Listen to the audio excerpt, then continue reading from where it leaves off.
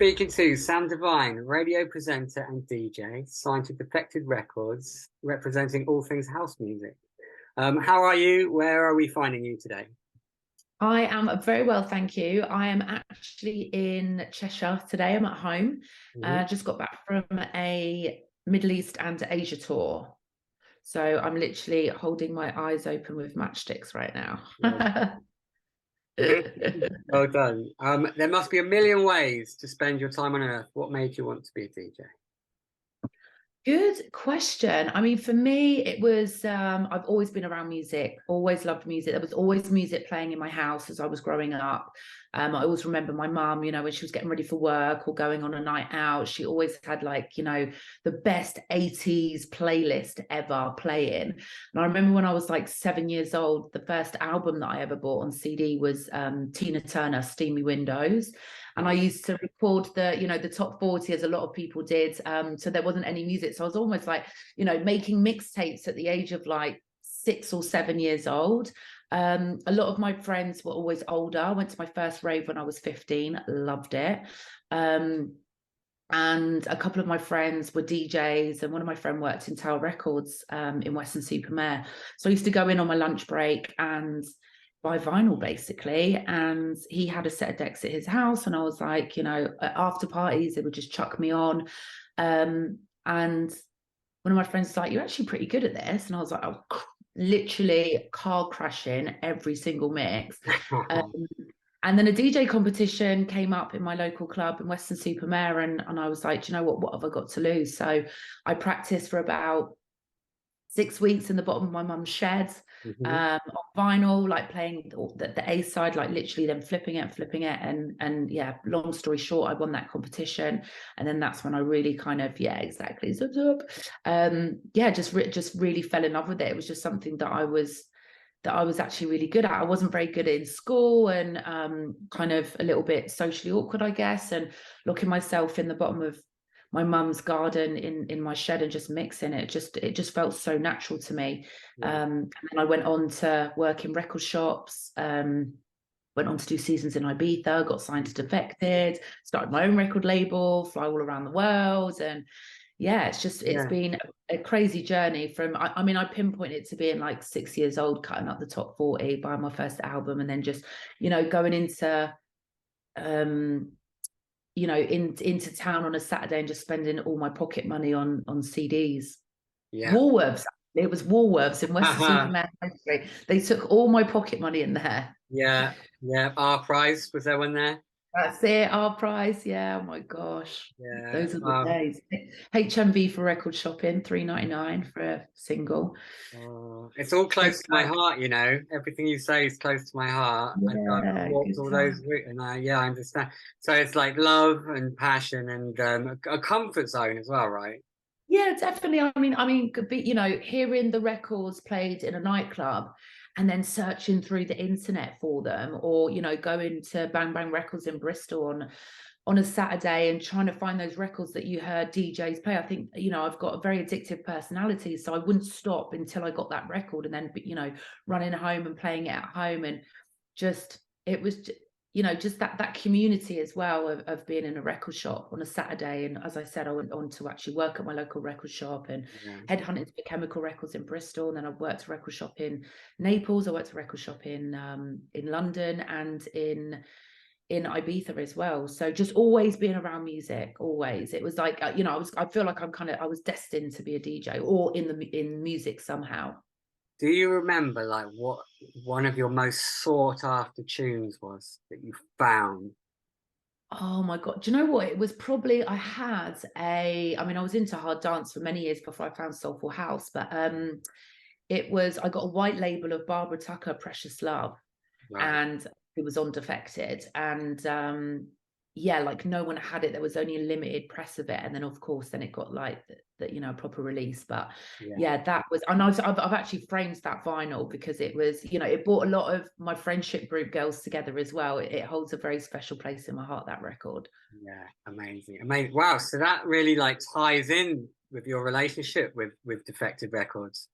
Yeah, absolutely. I mean, when I ran a record shop in Notting Hill called Oatmeal Records, and Aaron Ross, the A&R at the time of Defected, used to come into the store on a Saturday and buy vinyl from me. Yeah. And I had like my Defected shrine on the wall with like all the Defected records. So yeah, I mean, again, I feel like, you know, destined to be on Defected. You know, I loved it way before I got signed.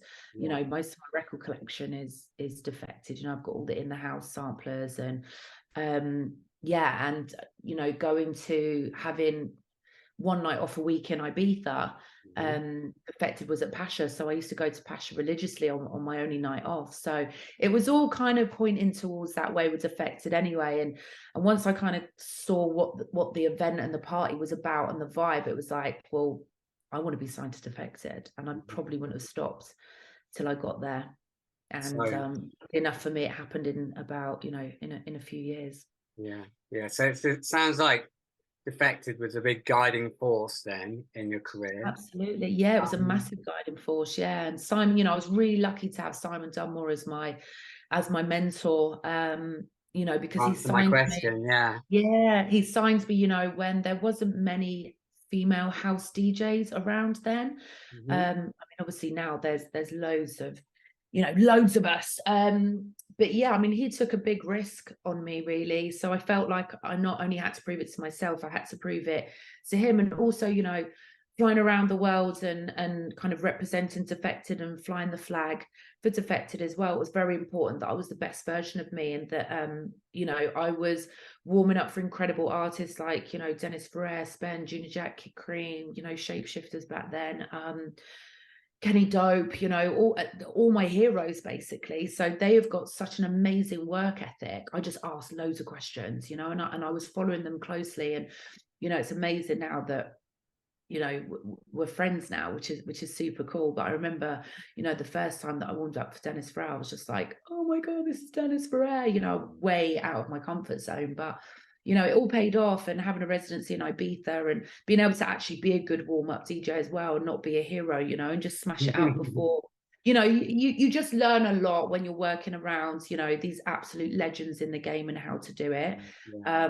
You know, you can't be selfish. And yeah, I just learned so much from those early days, which kind of carved out the rest of my career, really. Sure. Well, leading on from that then, in your opinion, what's the most important skill that you need to succeed as a DJ, and why?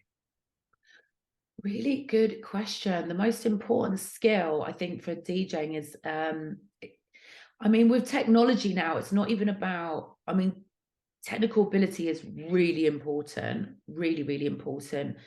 But with the technology of, you know, the equipment now, pretty much anyone can do it. You know, I've got kids as young as 10 years old that are following me, who can mix, you know. So it's about reading a crowd. And I think you really only get that when you have a residency. And that comes with, you know, being in the game a really long time. So not only have I got knowledge, you know, I've been in this game for 21 years, so I can literally rock up. It doesn't matter what anyone's playing before me. I can hit that reset button and do my thing. Whereas in the earlier days, you know, you just sometimes you're just fighting an uphill battle because the crowd could be really tough, and you've planned your set down to the last track, and you know, it didn't always go to plan. So I think reading a crowd is super, super important. And if you are warming up for, you know, an OG, a legend in the game, is to actually do a proper warm-up, because you're part of the night. You know, it has to build from when the doors open to the headline slot. I mean, now I'm in a great position where I am the headliner now, right? So I try and not think about what the DJ is playing before me, because sometimes you can walk in there absolutely banging it out and you're like, oh my gosh, like, leave me somewhere to go. But you know, everyone has to start somewhere. Not everyone has etiquette, I guess. And that's one thing that I really miss in this industry, is that a lot of up and coming DJs don't have the etiquette of what you know, everyone that's been in the game a really long time. So yeah, I mean, each to their own, right? Yeah, sage advice. And you know, it is about energy of a room, isn't it, really? Yeah. And you're like the barometer for it, so you've all got to work together as a team, right? Well, David Morales actually said a really good point. He's like, if you can't go on after a DJ and smash it, then you shouldn't be playing. And it's kind of true. It's kind of true, you know, because if I walk in and the DJ performer is absolutely tearing it up and I can't follow on from that, it's like, well, I shouldn't really be a headliner. I shouldn't really have to reset it and take it back to, you know, take it back to the start. But I'm a professional, been doing it a really long time. So you just got to kind of, you just get on with it. But I feel like the night flows a lot better when you've got DJs who play the game. They're part of the whole night rather than just going in and playing for themselves or playing for their friends. I hear you. Yeah, the philosophy of the philosophy, and I'm just old now, that's what it is. I'm just old, grumpy and old. So this interview is with respect to International Women's Day. What message would you give? Big up all the women. Yeah, big up all the women. What message would you give out with regards to females working in the music industry? I think, do you know what? The number one thing is stay true to yourself. I think that's really, really important because there's so much going on in the industry.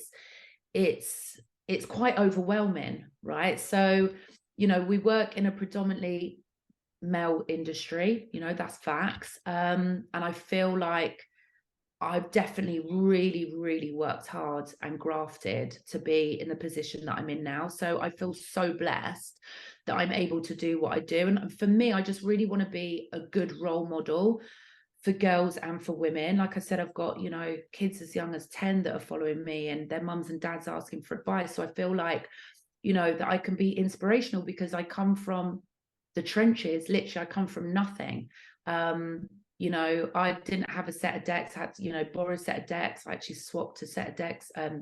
You know, so everything, I'm self-made. You know, it's a lot easier to make it in this industry now. It's a lot easier to get your foot in the door now because, you know, all these kind of up and coming DJs now have got agents and managers. That wasn't a thing when I first started, you know. So I was like getting my bookings off MySpace and sharing my mixes on don'tstayin.com. You know, we didn't have SoundCloud, we didn't have Mixcloud, or probably YouTube wasn't a big thing back then. So, you know, I'm totally self-taught and I'm you know, self-made. So, you know, it's I just think, you know, just stay true to yourself and stay in your lane. It's very easy to watch what everyone else is doing and you kind of then lose sight of what your path and what your destiny is. I think it's really important that you just you know, technically be good, because there's always going to be someone on your tail that's going to be better than you. So what are you going to do to prove that you're the best, you know? Because in this industry, if you see, not many up and coming DJs come through. They have a big record and then, you know, they have management and an agent and, you know, then they have their moment. But to be able to, like, for myself, being in the game 21 years and still being on a steady rise, that, you know, the easy part is done. This is the hardest part of staying, you know, on my spot. And I always try and, I don't look behind me, but I always try and stay 10 steps ahead of you know, what I'm doing in my lane. So just be passionate, knock on doors, kick down doors, smash those glass ceilings, right? Because the door will get shut in your face. You have to be so tough-skinned in this industry because it can literally suck you in and spit you out as quickly as you know, you might think you're hot shit, but you're not, you know, you're not. The proof is in the pudding, you know. So yeah, I think being humble as well is a really big thing in this industry. Like I said, you might think you're hot shit, but you're probably not. And also patience. Patience is a huge thing, you know. Sometimes when I first started, I was like, why am I not playing on that festival? Why am I not playing that club? And, you know, you just have to be patient. The whole 21 years I've been DJing, I've never asked for a gig, never asked for a show. I've never asked to be on a lineup. You know, everything that you do should be earned and on merit of how good of an artist that you are. You know, you do have to have style quality. It's not just about playing records or having the best tracks on your USB. It's so much more. It's so diverse now. You know, you have to be the full package, and that comes with time. It's not something that happens overnight, you know. I mean, I say that I'm lucky that I got signed to Defected and that I get to fly all over the world, but I don't. There was a little bit of luck in there. I worked really hard. I had my mind set. I was going to be signed to Defected, and I wasn't going to stop until I got signed. Yeah, stay true. Authenticity. Absolutely. Yeah, absolutely. Okay, now it's time for the highbrow bit. which is a quick fire round with one word answers. Okay. Techno or garage? Garage. Hip hop or reggae? Hip hop. Jungle or drum and bass? Oh, liquid drum and bass. Digital or vinyl? Oh yeah, hang on, that's 2 words. That's fair enough. That's fair enough. Digital or vinyl? Oh, vinyl. All day Yeah. vinyl. Yeah. Warehouse or nightclub? God. Quick. Warehouse. Get cleverer now. Lemon or lime? Lime. Sugar or salt? Sugar. Cats or dogs? Dogs. Sash or chicane? Oh. I don't know where these are coming from. Leather or spandex? Oh, leather. Who's getting kinky these questions? Hot or cold? Oh, cold. I hate being hot. On or off? Oh God. On. Yes or no? Yes. Well, let's leave this on a positive note. Sam Divine, thank you for speaking to us. Sam has made us an exclusive Mini Rigs mixtape, which is up now on SoundCloud. And to sign out, would you like to tell us a little bit about the music on there and send any shout outs? I had so much fun putting this mix together. I thought I'd go a bit more deeper. I've not done a deep mix in ages. And obviously I'm very garage influenced anyway. So I wanted to kind of take people on a journey of, if I was to do like the perfect warm up in a club, because I never get to play warm up anymore, this mix would be it. You know, I put some oldies in there as well, like Benito and Sergio, an absolute Ibiza anthem. Harry Ramiro just dropped a House Masters on Defected, so I've got a couple of records in there from him. Journey to the Sun, the Milton Jackson mix. It was just like listening to that in space with my sunglasses on. Oh my God. And this brought so much nostalgic feeling back to me when I was putting this mix together. It was so much fun. So thank you so much for giving me the opportunity to do this. I want to just say big up to the whole of my Divine tribe. I hope you enjoy the mix. And yeah, big love.